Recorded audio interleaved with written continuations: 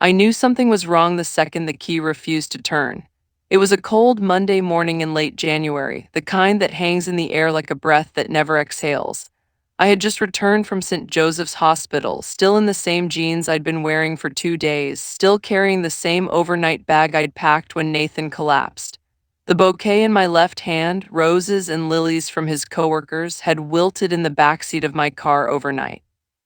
My eyes were swollen, lips cracked from too much crying and too little sleep. I had watched my husband die in the cardiac unit 12 hours earlier. I wasn't ready to face the silence of our house, but I also wasn't ready for what I saw instead. I stepped onto the porch and slid my key into the front door. It jammed. I pulled it out, tried again, nothing, my heart stuttered. I checked the spare, the one hidden behind the loose porch stone, still no luck. It was like the lock had forgotten me, or worse, rejected me. That's when I noticed the curtains. The white linen ones I'd hemmed myself were gone, replaced by thick velvet panels and a garish floral print I'd never seen before. My stomach dropped. I peered closer through the narrow slit between fabric and wall, squinting against the morning glare. Inside, the living room was cluttered with boxes, cardboard towers where there should have been clean space. A pink velvet pillow sat on my reading chair, a floral teacup on the coffee table.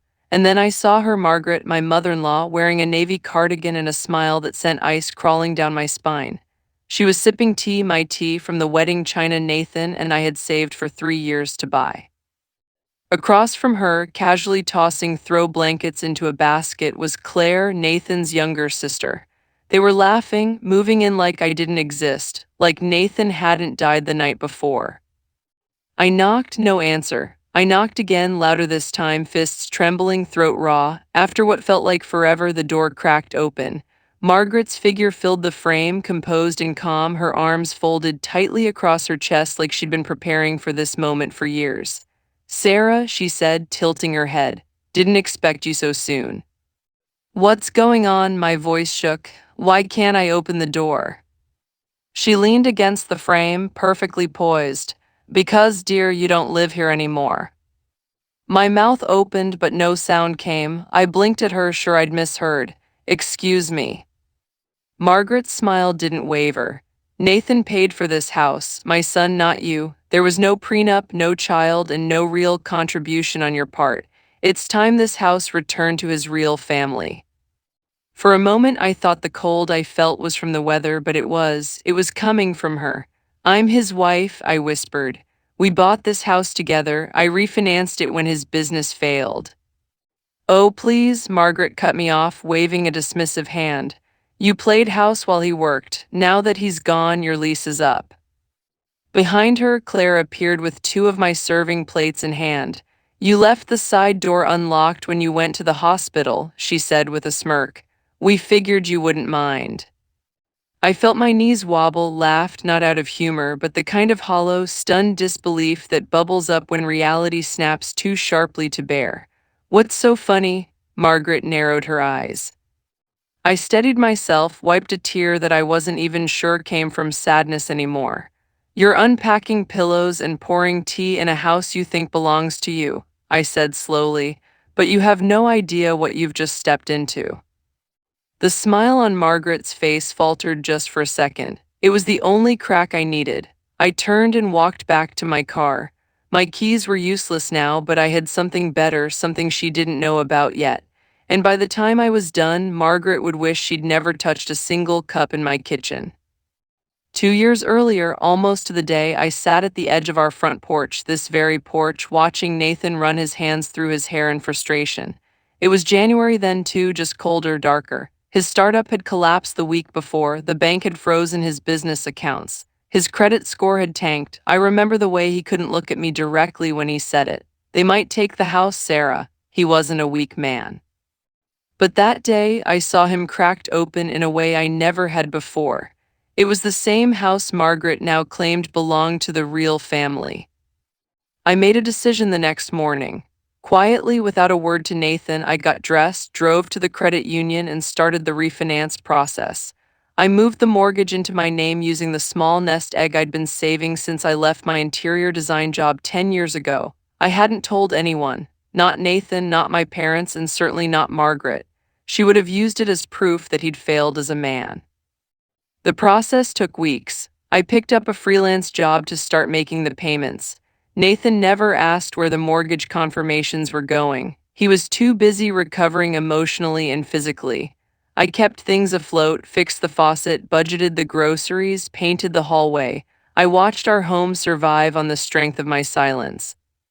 Margaret, of course, never knew. She only visited on holidays, never stayed long. She hated the South. Thought Savannah was too humid, too soft, too forgiving. I'd hear her voice echo through the guest room.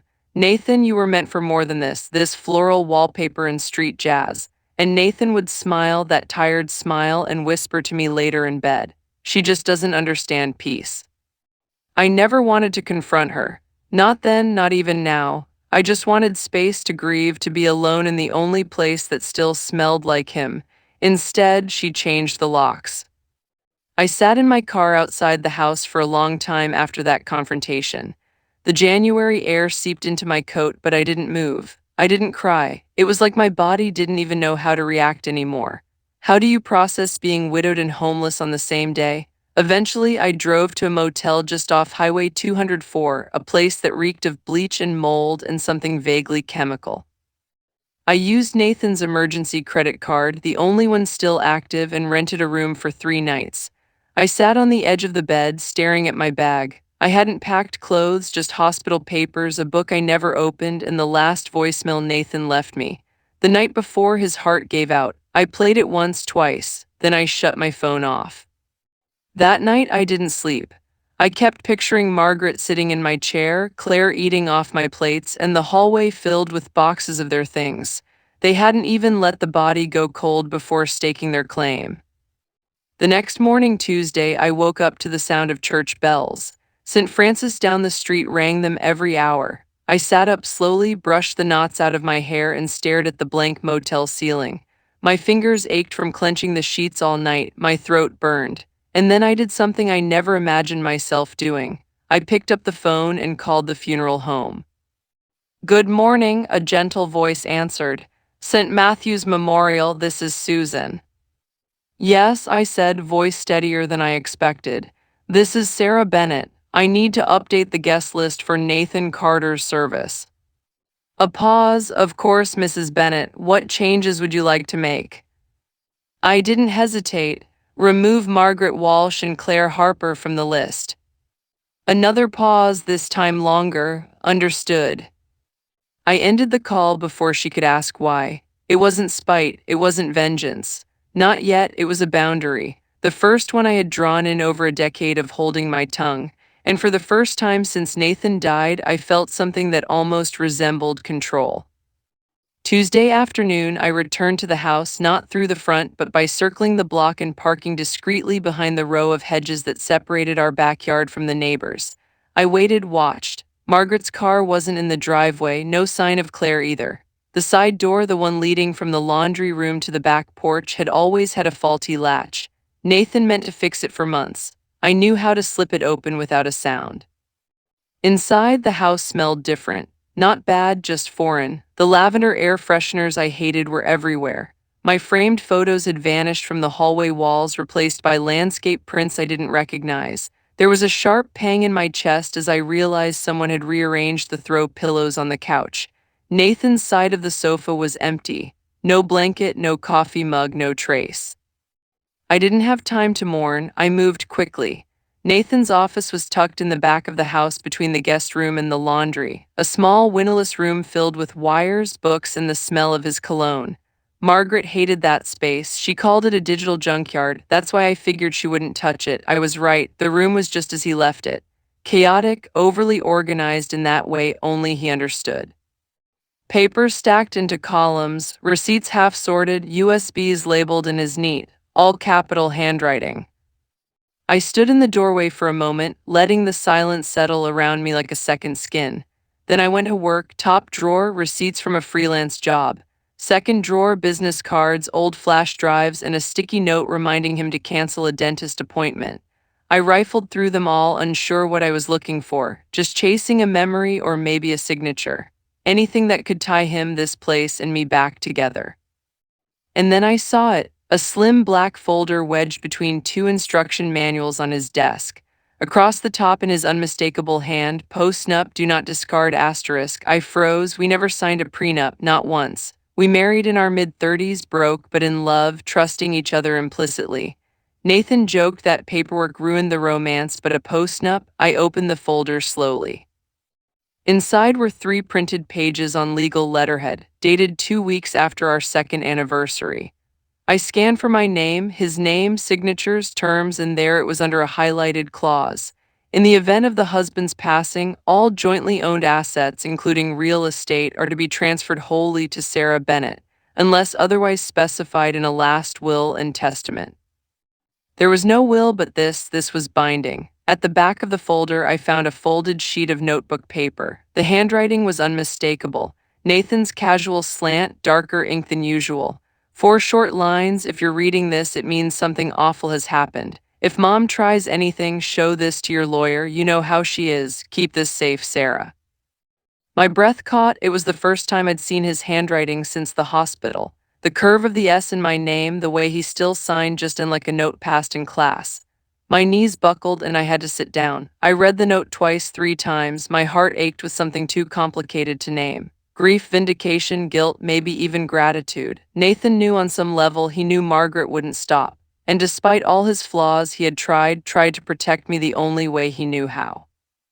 I tucked the folder into my coat and left the house through the back door just as I'd come in.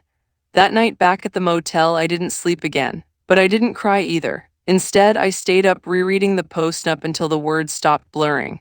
By sunrise, I had called Laura Mitchell, my old college roommate turned real estate attorney, and scheduled a meeting because now I had the paperwork and just enough anger to use it. Wednesday afternoon arrived gray and listless, the kind of day where even the sun seemed reluctant to show up. I had just returned from my meeting with Laura, who, despite not seeing me in years, had wrapped me in a hug like no time had passed. She didn't ask how I was, just looked me in the eye and said, "We're going to make this right." I was halfway through a bowl of instant soup in the motel kitchenette when I heard it. The sharp knock at the door, 3 quick raps, the kind of knock that carries entitlement. I opened the curtain just enough to see the outline of Margaret standing outside, dressed in black like she'd walked straight out of a soap opera. Next to her was a man in a gray suit, square jaw, clipboard in hand, wedding band gleaming. Lawyer. I didn't open the door. Instead, I stepped outside, coat zipped to the chin, folder in hand. I closed the motel room behind me and met them in the parking lot where the wind whipped Margaret's scarf sideways. "Sarah," she said, smiling thinly. "This is Mr. Peterson, my family attorney. We're here to discuss next steps regarding the house." "Next steps," I repeated, my voice even. Margaret nodded, like this was a real estate negotiation between civil parties and not a home invasion staged during a funeral week. Since Nathan left no will, his estate, including the house, is subject to division among next of kin. As his mother and sister, we have legal rights. "I'm his wife," I said, "the only legal spouse." Mr. Peterson cleared his throat, already uncomfortable. "What Mrs. Walsh means is that without a clear testamentary directive, probate law permits certain." "I'm so glad you're both here," I interrupted, calm but firm. "Saves me a trip to your office." I held up the black folder. Margaret's smile faltered. "This is a notarized postnuptial agreement," I said. "Signed 3 years ago, 2 witnesses, legal letterhead. It transfers all shared assets to me, the spouse, in the event of Nathan's death." I let the silence sink in. Mr. Peterson reached out. "May I see that document?" "No," I said quickly, pulling the folder back. "You'll get a copy through official channels. I've already retained counsel." Margaret's expression cracked just slightly. "You're bluffing," she hissed. "Am I?" I asked, stepping back toward my motel door. "Because if I'm bluffing, you should feel confident enough to go back to your car and celebrate. But if I'm not, then you've committed trespassing, unlawful entry, and you've tampered with property that doesn't belong to you." Mr. Peterson took a step away from her subtly. "You don't get to win this time," Margaret said, her voice lower now, venom barely concealed. "You were never part of our family. You stole my son from us." I tilted my head. "He wasn't a trophy," I replied. He was a man and I didn't steal him. You pushed him away the second he stopped living by your script. I didn't wait for her to reply. I turned my back and walked inside, locking the door behind me. From the window, I watched them stand in silence for a few seconds before Margaret spun around, climbing into the passenger seat like a queen in retreat. The lawyer followed, awkward and flustered. They didn't knock again. That night, I sat on the edge of the motel bed and opened Nathan's letter again. I ran my fingers across the ink, wondering if he ever imagined how fast she'd come for me, how shameless she'd be. Maybe he had, maybe that's why he wrote it. I didn't sleep much. The adrenaline made rest impossible. My hands kept twitching. My breath came in shallow bursts, but something inside me had shifted. I wasn't just reacting anymore, I was preparing, and the next move would be mine. By Friday morning, the motel room felt like it had absorbed my grief. The air was thick with damp coffee grounds and unopened envelopes. I was sitting at the small fold-out table, trying to focus on sorting the funeral arrangements again, music, eulogy, seating plan, when I noticed the envelope. No stamp, no return address, just slid under the door sometime during the night. I stared at it for a long time before picking it up. Inside was a neatly typed document from the Chatham County Probate Court. The letterhead was crisp, the ink fresh. My name was printed in bold near the top. Sarah Bennett, respondent asterisk. My pulse jumped. To whom it may concern, this court has received a formal petition filed by Mrs. Margaret Walsh, mother of the late Nathan Carter, challenging the validity of the property transfer and postnuptial agreement dated June 5, 3 years prior.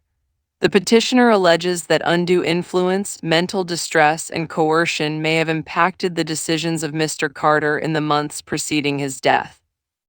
I stopped reading. She was accusing me of manipulating him, of controlling him while he was weak, of exploiting the man I loved in order to steal his house. I dropped the letter on the table like it burned my skin. The rage that flooded me was slow and hot, like molasses over flame. Not explosive, not even loud, just steady, just final. I picked up my phone and called Laura. I figured you'd call, she said before I could say anything. She's saying I coerced him, I said flatly, that I forced him to sign the postnup. Laura's voice was calm, too calm. That's not new, it's what people do when they don't have legal footing. They sling mud and hope something sticks.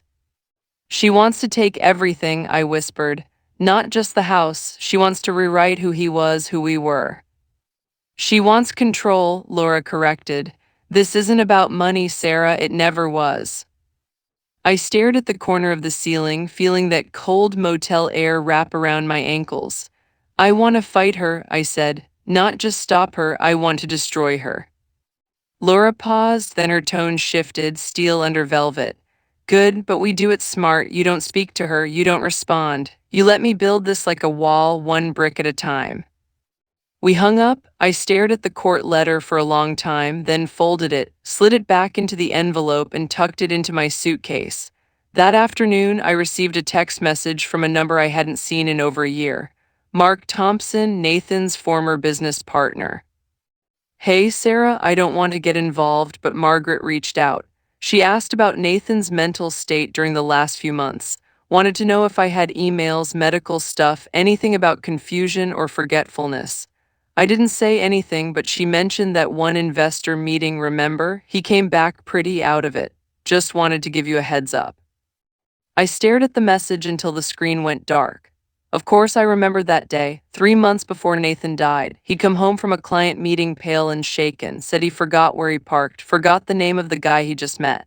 He blamed it on stress, insomnia, too much caffeine, but Margaret, she must have gotten wind of it. She was building a case. If she could convince the court that Nathan hadn't been of sound mind, even if it was all circumstantial, she could unravel everything. Undue influence was hard to disprove, especially if it came with whispers, with concerned family, and unanswered questions. That was the moment I remembered something Nathan said almost offhand one night after dinner. I have an appointment at St. Michael's next week, he'd said. Neurology just to rule stuff out, probably nothing. I hadn't gone with him. He told me not to worry. I scrambled off the bed, yanked open my suitcase, pulled out the folder of documents, and dumped it across the bedspread. I tore through everything: utility bills, mortgage receipts, old birthday cards, even a dentist reminder. Then, tucked inside a pile of unopened mail from 3 months ago, I found it, a sealed envelope from St. Michael's Neurology Clinic. I opened it with shaking fingers. Dear Mr. Carter, following your recent cognitive assessment, we are pleased to inform you that your results fall within the normal range. No signs of early cognitive decline were detected. I read it 3 times before I finally let out the breath I'd been holding for a week. He had been okay, and now I had proof. Monday morning, 1 week since Nathan died, 5 days since Margaret filed the petition, 72 hours since I found the neurologist's letter that would change everything. The courthouse on Montgomery Street was cold, even in spring. Steel benches, marble floors, that sterile echo of shoes clicking, paper shuffling, and whispered accusations. Laura met me on the steps, hair in a tight bun, folder in hand, eyes sharp. "Ready?" she asked softly. "I am," I said, and I was for the first time in days. I stood with both feet grounded. Inside, the courtroom wasn't full, just a scattering of people. Margaret in the front row, dressed in funereal black lace, her posture immaculate, a tissue already clutched like a prop.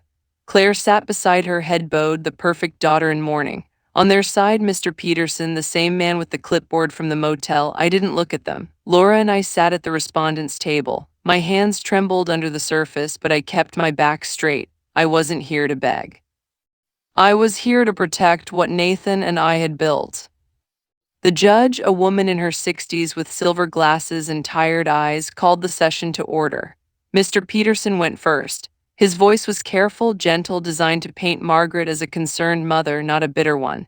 He spoke of Nathan's sudden demise, of unanswered questions, of documents signed during times of emotional vulnerability. He avoided the word asterisk, coercion asterisk, but let it hover in the air like smoke. Margaret cried once, right on cue.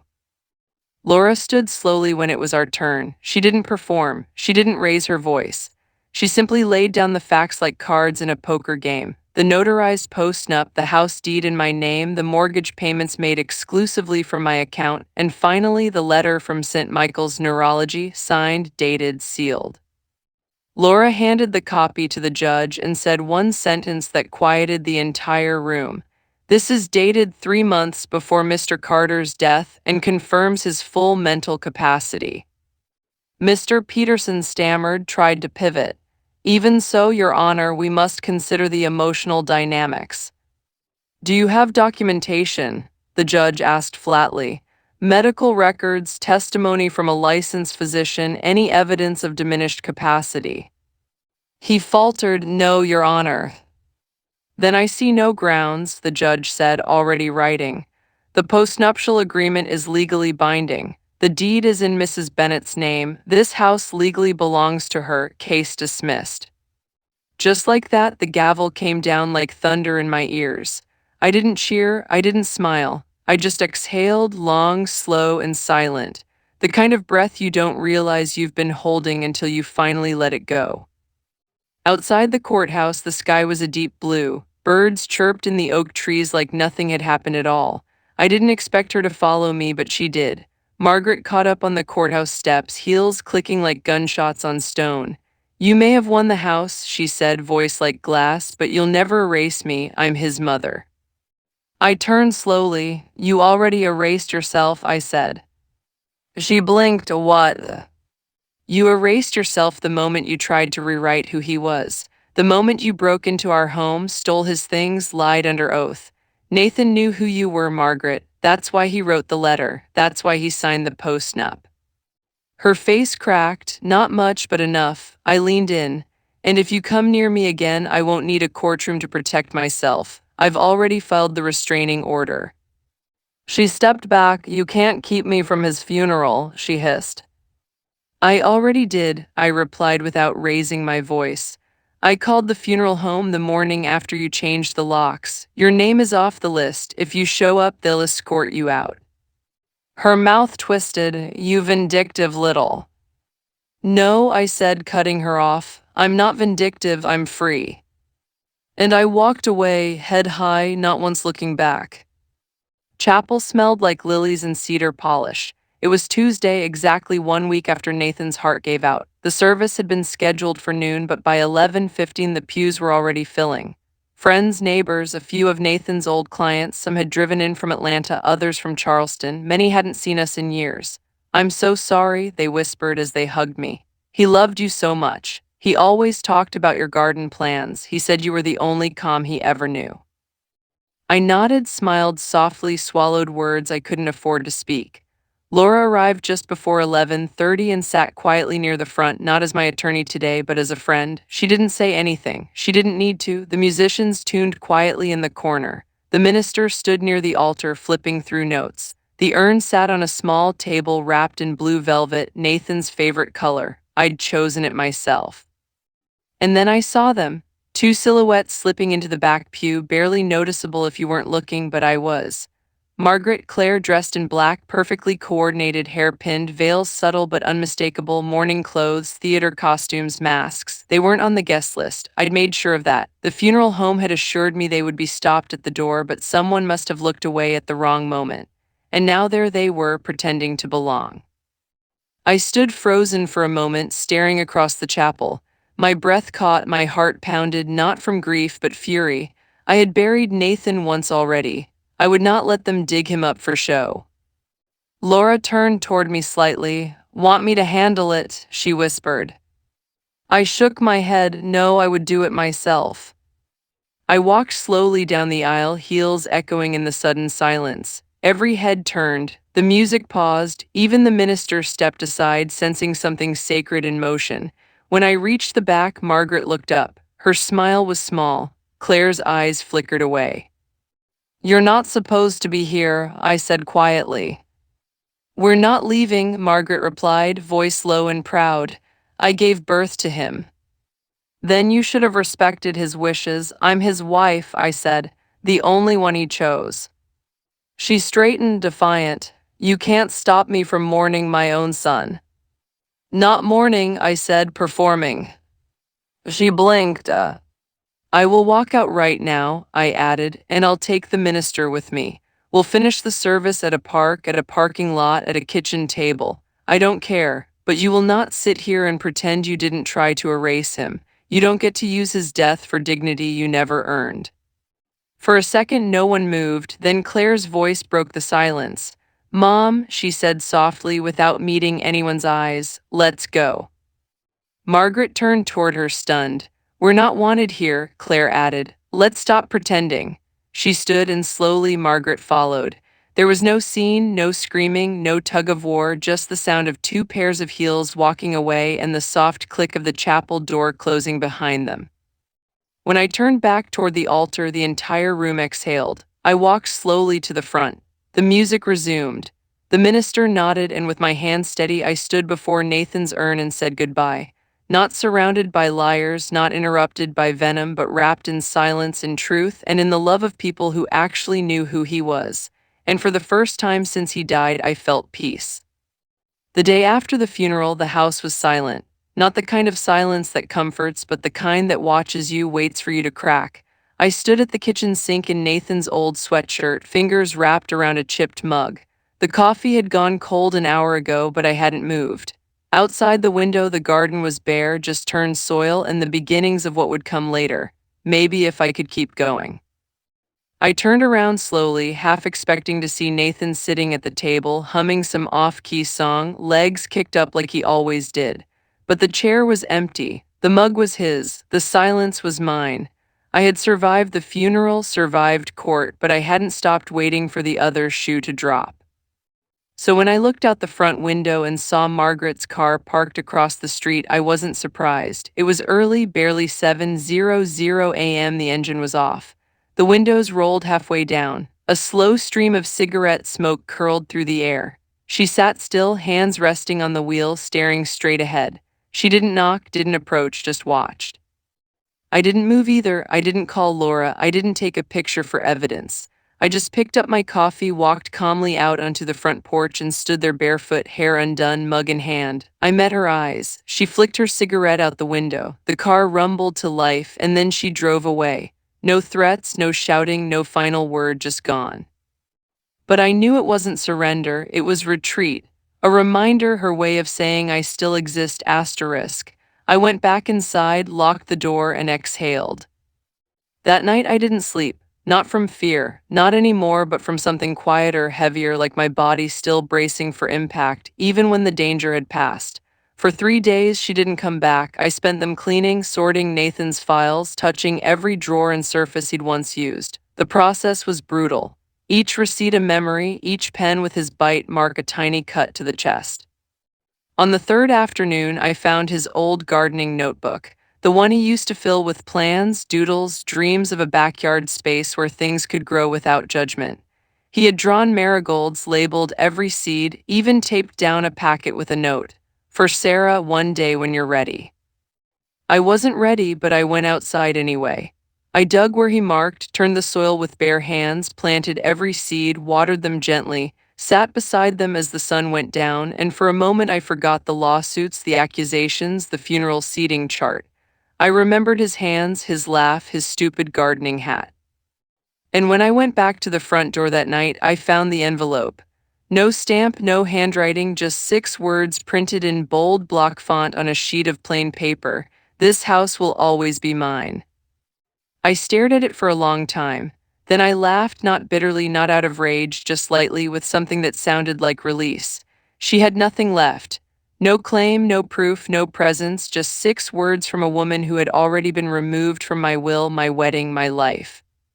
I took the paper outside, walked to the garden, dug a small hole in the soil under Nathan's marigold bed, buried the letter deep, covered it with earth, fertilizer. I thought maybe something good would grow from it. I brushed the dirt from my fingers and whispered, "You don't haunt me anymore." Then I went inside and made tea with cinnamon because Nathan always said grief needed something sweet. Spring came early that year. The air smelled like turned earth and lemon blossoms. The garden outside, once just dark soil and scribbled dreams in Nathan's notebook, was beginning to stir. Shoots pushed through the dirt, small and stubborn. Green things fought their way toward the sun. Every morning I watched them with coffee in hand, wrapped in Nathan's flannel shirt. No makeup, no expectations, just breath. I didn't hear from Margaret again. Not a letter, not a phone call, not another car parked across the street. Whether it was the restraining order or the garden or simply the truth finally sinking in, I didn't know and I didn't care. She was no longer present, just a shadow in the rearview mirror, a past tense. The house changed with the season. I painted the guest room a soft sage green, took down the photos she'd replaced and put up new ones of me and Nathan at the lake, of our dog Max before he passed, of sunsets we'd chased instead of arguments we'd avoided. I cleaned out the office but left one drawer untouched. His drawer, not as a shrine, just as a promise. Some nights I sat by the window and talked to him aloud, about the garden, about the marigolds, about how somehow I was still here. I didn't expect answers, but sometimes the wind shifted just right, and I felt less alone. I also went back to work, not out of desperation, but out of choice. I reopened my interior design business, small at first, one client at a time. A grieving widow who wanted to repaint her kitchen to feel less like his space. A retired couple building a sunroom to grow orchids. A young woman who just left her fiancé and wanted her apartment to feel like hers again. They didn't know my story, but I saw pieces of myself in every one of them. I designed like I was planting, with care, with vision, with a quiet kind of power. One Saturday morning, as I trimmed back the rosemary in the kitchen window, I noticed an envelope had arrived by regular mail. No threats, just a check, a refund from the funeral home. The card inside said, "You handled everything with grace. Nathan would have been proud." No signature, no return address, but I recognized the handwriting. It was Claire S. I tucked the note into the back of Nathan's garden journal. It didn't change the past, didn't fix anything, but it was something, and something was enough. By early summer, the marigolds bloomed in full, a burst of gold and orange so bright they almost looked like fire. I sat beside them barefoot, dirt under my nails, sun on my cheeks, and I whispered the final thing I needed to say. "I didn't win because I took something from you, Margaret. I won because I refused to let you take me." The wind rustled through the leaves. The chimes on the porch sang a soft, crooked song, and somewhere inside the air I could almost hear Nathan laugh. They always say that grief fades with time. It doesn't, it changes, it shifts. It softens at the edges maybe, but it never disappears.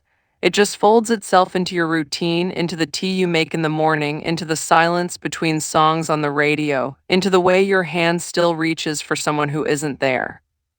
Nathan is gone, that is the truth. But so is the woman I used to be. The woman who kept the peace at any cost, who let her mother-in-law speak over her, push her out, claim what wasn't hers, who sat at the end of long dinners, smiling through invisible wounds, who disappeared so someone else could feel seen. That woman died the day Nathan did. And in her place, I planted something else. Not revenge, not bitterness, just roots. The garden out back is wild now, not messy, not untamed, just alive. Marigolds and mint, rosemary and lavender. I added a bench near the back fence beneath the maple tree Nathan once wanted to hang wind chimes from. I sit there some evenings, not to cry, but to remember who I've become. It turns out the sweetest revenge isn't courtroom victory. It's the quiet click of a door locking from the inside. It's drinking coffee in your own kitchen without fear. It's breathing deeply in a space that no longer smells like shame. I don't tell people everything that happened, not always, but when someone asks, some widow at church, some woman at the market whose hands shake while she writes a check, I tell them the truth in pieces. I tell them you don't have to be polite to someone who erases you. You're not selfish for locking your doors. You don't owe anyone access to your peace. And then I tell them about the garden, how it bloomed from a battlefield, how it feeds me, calms me, holds me, how sometimes something small and beautiful can grow exactly where you thought your world had ended. That's not a metaphor, that's survival. And now, months later, I don't walk like I used to. I don't apologize for taking up space. I don't explain why I changed the locks. I don't flinch when I pass that stretch of road where her car once sat, silent and waiting, because she's not waiting anymore. She lost. And I'm not angry, I'm just done. This house is mine, this life is mine. This voice, this calm, steady, stubborn voice is finally mine, and I'll never hand it over again.